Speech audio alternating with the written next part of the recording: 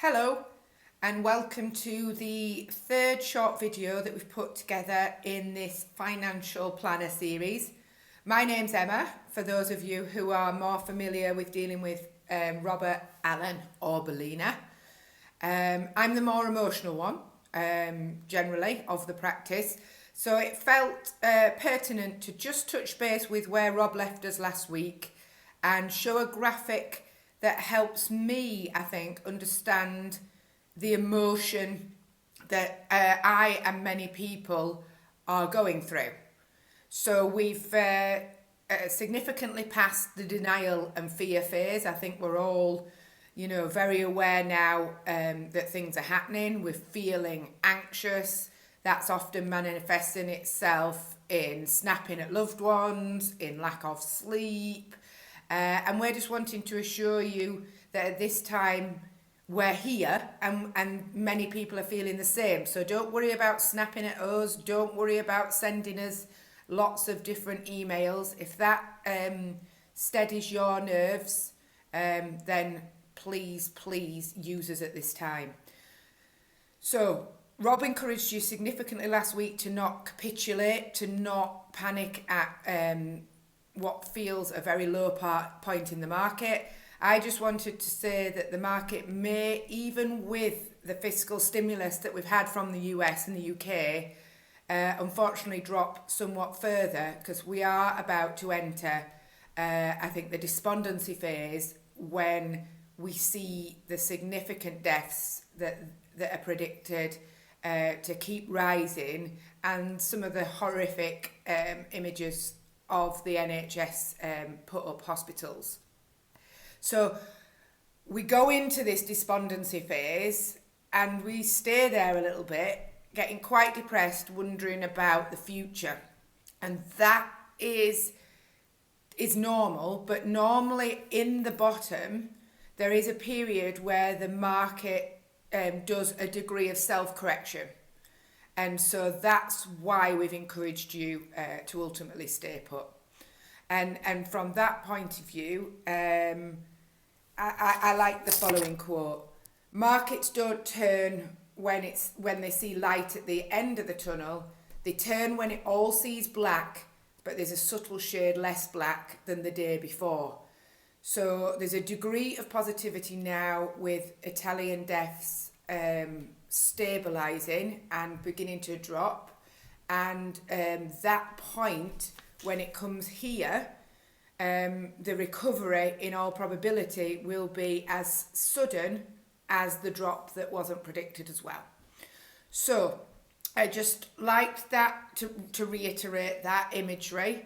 Now I'd like to go on and suggest that practical help, more pragmatic solutions.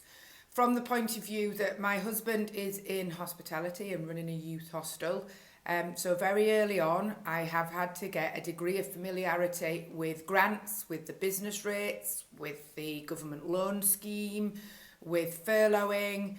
And so if anybody's got questions in that area, then I've read a multitude of different sources and websites, and I'm happy to share that. I don't think now is the time for us to all reinvent the wheel. And equally, I've had a number of employers now who have furloughed significant numbers in the manufacturing sector, and some have written some strong strategic documents that they'd happily share if somebody is still, working through their options.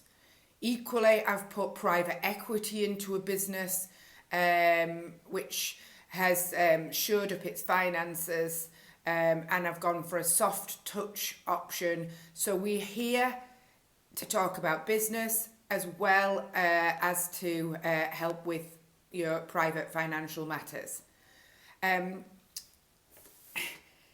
lot of people have got questions about their own family as well. We've got lots of time at the moment to focus and to think about things. And certainly I saw this imagery when everything is uncertain, everything that is important becomes clear. So I've certainly had people ring up and say, could I afford to have a tangibly enjoyable retirement, but still cascade some wealth to the generation below me.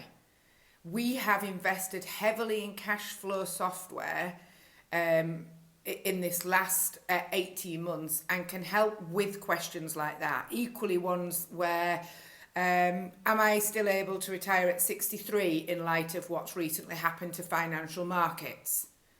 Given the impact on my investments, can our daughter still be sent to private school? All of those types of questions, no questions too small, no questions too insignificant. If you email those in, we will look to provide you answers, because I know that that is going through people's minds. And, you know, jot it down and ask us. We are here for you at this time. We really are. We're not bothered whether you're callers, Zoomers, Skypers, or emailers. Whatever suits you, we are here to respond and fully operational. This is a miracle because in actual fact my rural Wi-Fi has held up to do a 6-minute video. So you've got to take pleasure where you can take pleasure, because it collapses on average 16 times a day. So I am going to be the face of rural Wi-Fi after this. So please try something new as well from that point of view. Innovation is happening around us everywhere. I am at a Spotify Zoom disco this weekend, so I'll let you know how that goes, but I encourage you to try something. Please take care of yourselves and send in your questions. Thank you.